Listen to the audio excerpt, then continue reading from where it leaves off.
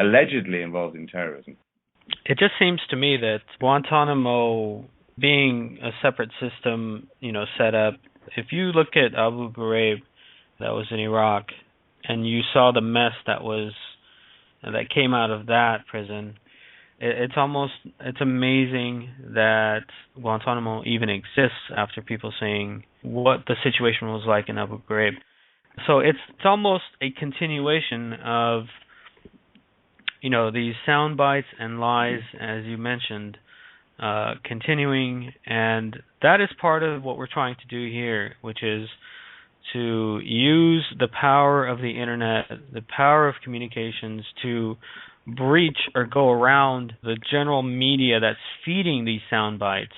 And you also mentioned that many people, for whatever reason, have forgotten these people and they don't really understand the in-depth issues as you do, as someone who has analyzed this so well. But I feel that, look at the economic crisis and look at what people are dealing with in terms of their own personal situations where they are just barely making it by as it is. They're so worried about their own situation that, let alone, they're going to go in and analyze the situation of the prisoners at Guantanamo Bay. So they don't even remember for what reason those people were brought in the first place. Sure. Well, I mean, I understand that, and I also think that it's significant in the United States that, by far and away, the largest number of people per capita are imprisoned in the United States domestic prison system, where tens of thousands of people are held in brutal solitary confinement every single day of the year. Tens of thousands of people are being tortured in United States domestic prisons. So, that also makes it more difficult for people to make the leap to understand, hey, what's the big deal about a bunch of foreigners in Guantanamo that we were told were bad guys? I think the difficulty that any of us have when what we're interested in is living in a peaceful world rather than one in which the main business is war and punishment and abuse, is that all these stresses and strains on people are absolutely fundamentally understandable. But the problem, as I see it, is that steadily over the decades, people have been depoliticized, so that they focus on themselves and their problems, which I'm not trying to belittle, but in times past when people have more actively sought to improve the world they live in, it hasn't been sufficient that they themselves are struggling. They've been able to put themselves in a bigger, wider, more human context. And the world would change if everybody who claimed to believe in human rights and justice, for example, if everybody who claimed to believe in it actually did something about it, it could possibly change the world for the better. But people don't. They don't feel like they have the time, or they don't have the time. They don't do anything about it, and nothing changes. I actually think that the situation that we're in, the government in the United States, the government in the United Kingdom, the West in general, is led by people who have lost their way, whose tendencies towards authoritarianism, to the military, to corporations and bankers, not towards the interests of the people, is getting more and more out of control. And what's necessary on so many fronts, not just human rights and detention issues and the war on terror, so many fronts, the mass movement of the people is required to try and bring this to an end. So, it's the doorway to a multitude of sins, is the fact that people are stressed and overworked and atomized. The key to me is, how do we get people to understand that, without our involvement, these things will only get worse?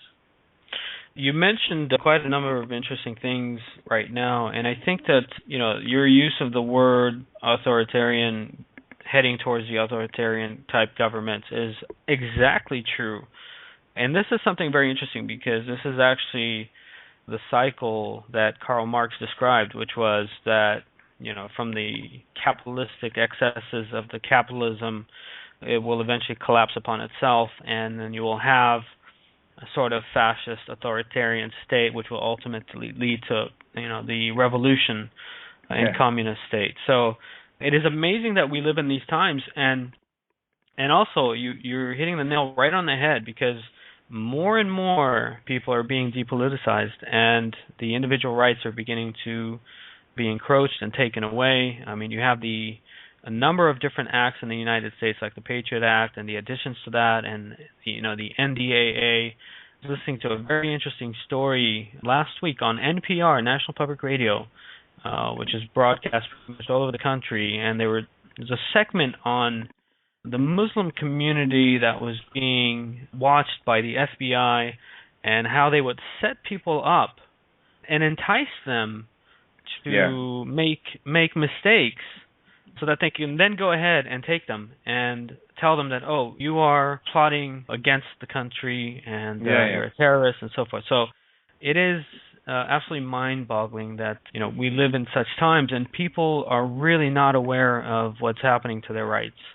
We are we live here in the U.S., so Jerry and myself were always discussing these things that are so obvious, but yet many people are they're okay. I guess as long as your economic situation is sustainable to the point where no one's impeding that, then everything is okay.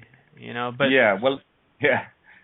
I mean, I think there are problems there with that point of view, which is that I don't think that the people I don't think the people in control, who have been elected through our essentially rather flawed electoral systems now, where the majority of people aren't even taking part.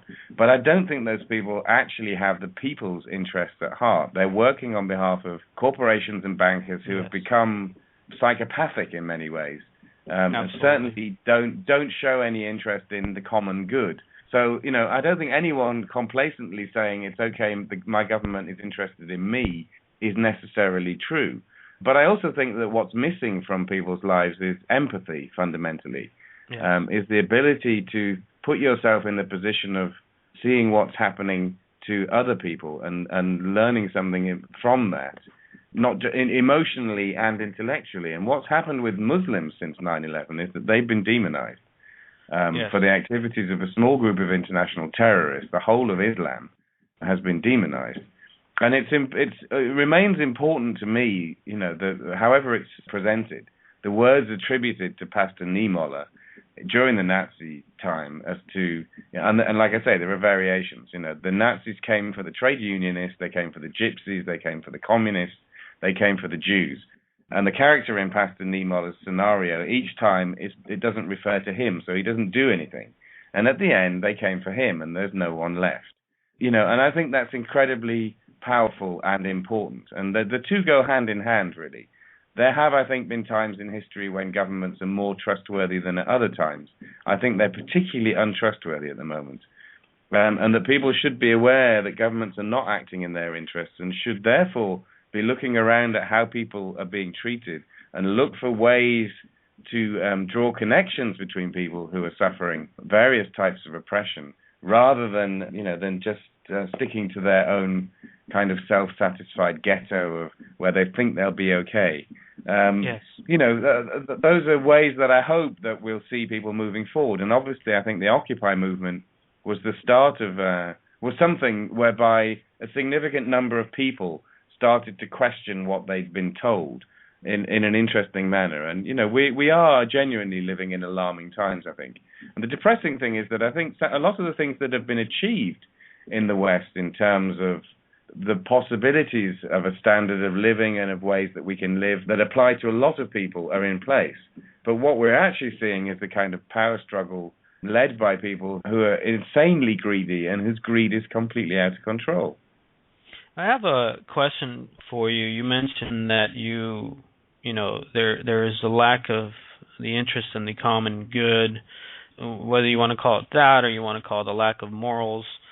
What is the drive behind that, and how can we get that back? I mean, why is that missing?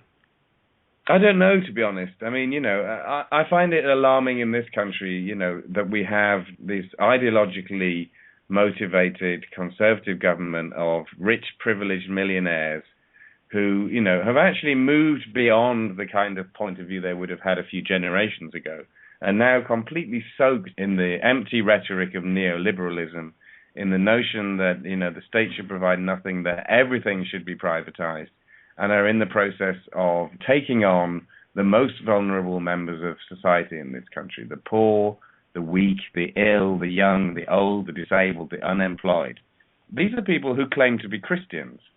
These are people who go to church regularly and claim to be Christians. Now, which bit of Christianity do they not understand? They seem to not understand any of it at all.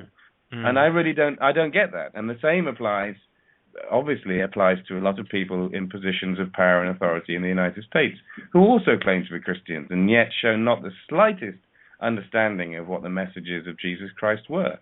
Yes. So I don't know. I don't know how it's possible to reintroduce those themes into people's lives. You know, I was brought up as a Christian. I was brought up as a Methodist. Yes. My family's from the north of England. Traditional working class Methodism. You know, I was brought up to care about the underdog. I was brought up to care about the poor and the oppressed. Yes.